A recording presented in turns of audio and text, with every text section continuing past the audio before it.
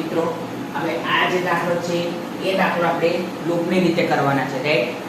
તો વિડિયો ચાલુ કરતા પહેલા હજી ચેનલને સબસ્ક્રાઇબ ના કરી હોય તો જલ્દીથી ચેનલને સબસ્ક્રાઇબ કરો અને નોટિફિકેશન પર ક્લિક કરો કે જેથી કરીને આપણે કોઈ પણ વિડિયો મૂકીએ તો સૌથી પહેલા તમારી પાસે આવે. તો આજનો વિડિયો ચાલુ કરીશું.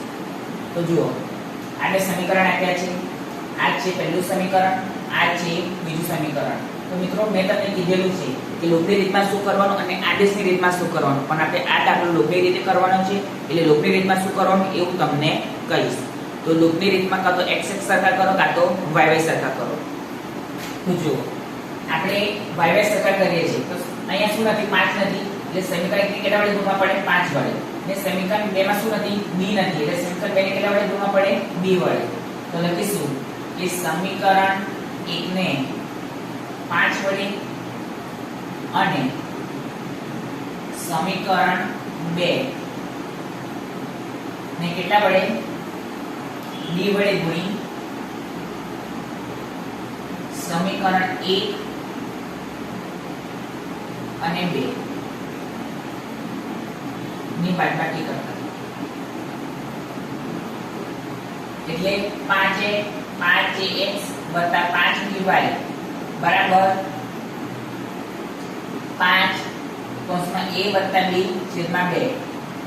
સમીકરણને કેટલા વડે ગુણવાના? સમીકરણ 2 ને કેટલા વડે ગુણવાના છે? b વડે. એટલે 3bx વત્તા 5by બરાબર 4b. તો બાદબાકી કરવાની છે એટલે ચિહ્ન બદલવા પડે. જ્યાં પ્લસ હોય ત્યાં શું થઈ જાય? માઈનસ, અને જ્યાં માઈનસ હોય ત્યાં શું થઈ જાય? પ્લસ. એટલે આપણે લખીશું કે 5ax 3bx વત્તા 5by માઈનસ 5by બરાબર 5 કૌંસમાં a વત્તા b છેદમાં 2 માઈનસ 4b. તો માટે આ તોડી ગયું એટલે 5ax, આમાંથી કોમન શું નીકળે છે? x.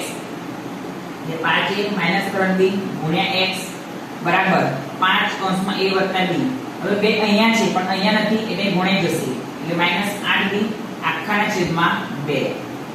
તો માટે 5a માઈનસ 3b ગુણ્યા x 5a વત્તા 5b માઈનસ 8b છેદમાં 2. તો માટે 5a માઈનસ 3b ગુણ્યા x બરાબર 5a માઈનસ 3b છેદમાં 2. તો આપણે x શોધવાનું છે એટલે 1/2 ગુણ્યા 5a માઈનસ 3b છેદમાં 5a માઈનસ 3b આ ઉડી ગયા એટલે માટે x બરાબર 1/2. હવે x બરાબર 1/2 આપણે કોઈ પણ સમીકરણમાં મૂકવાના, કાં તો 1 માં કાં તો 2 માં.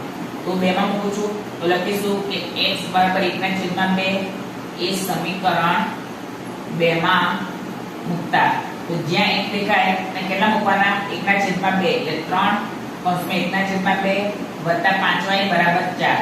તો માટે 3/2 વત્તા 5y બરાબર 4. બે અહીંયા છે પણ અહીંયા નથી એટલે અહીં પણ ગુણાઈ જાય અને અહીં પણ ગુણાઈ જાય. તો 3 વત્તા 10y બરાબર 8. તો માટે 10y બરાબર શું થાય? 8 - 3. તો માટે 10y બરાબર શું થાય? 5. તો માટે y શોધવાનો છે. 10 ગુણાકારમાં છે એટલે ભાગાકારમાં જશે એટલે 5 × 10. તો માટે y બરાબર 1/2. હવે y બરાબર અને x બરાબર આવી ગયા તો લખીશું કે આમ આપેલ સમીકરણ યુગ્મનો ઉકેલ x બરાબર 1/2 અને y બરાબર 1/2 છે. તો મિત્રો આજના વિડિયોમાં આટલું જ. કાલે ફરી એક નવા વિડિયો સાથે મળીશું.